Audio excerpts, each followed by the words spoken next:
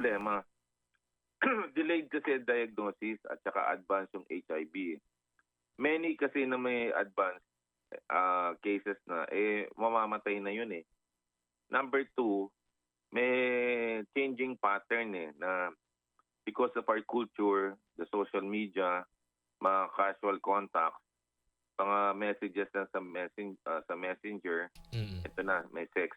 The proliferation, let's say, ng isolated living, let's say, nakakondo ka, bata ka pa lang, you don't know what's happening lalo na sa mga urban areas Now, despite may available tayong gamot na sabi ng Department of Health ay available, free testing, yung stigma, misinformation, or the lack of it, yung tinatawag na education, ang taas ng ating current health expenditure standard, Jane, sa hospitals, 46% at sa gamot na 30%. Pero ang preventive healthcare natin, gumagastos lang tayo ng 3.7% out of 500 billion money. So, ibig sabihin, mababa. doon tayo nagkukulang sa preventive health education, preventive awareness. Kasi 17 billion ang binabayad mo sa dialysis every year, diabetes ang cost.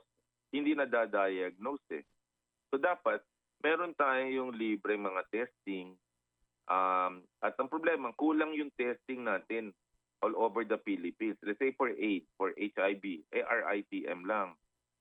Hindi naman pupunta yung mga batang maliliit na yan in a big hospital like BGC or ano. Kasi mahirap ka So kung diagnosis kung ang testing libre, bata ka sasamahan ka ng magulang mo Sasamahan ka ba ng magulang mo sa center? Ililihim mo yan Oo. Tama. So, those are problems na kailangan nilang identify. Hindi yung nag-declare ka lang ng HIV epidemic. Anong solution mo? Yun ang tinatanong ko Kasi ako, doktor ako Anong solution mo?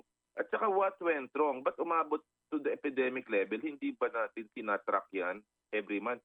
Kung ako, ang tatanungin mo, ay nako, every month nakatrack lahat ng sakit na yan. Kasi ilan na nag-heart attack, ilan ang na-stroke, ilan na nagkaka-cancer. At nire-report mo yan para natatrack. Tapos lalagyan mo ng red flag. Ano ang intervention na ginagawa mo? At may timeline ka. Kasi ang tingin ko, we have a national healthcare crisis May lifestyle disease. Ninakaw yung pera ng PhilHealth. Walang budget for PhilHealth this year. May HIV ka, may MPAX ka. Ito yung tinatawag ng Pangulo na you have a hard reset. Malaki ang problema natin kasi we don't know the answer.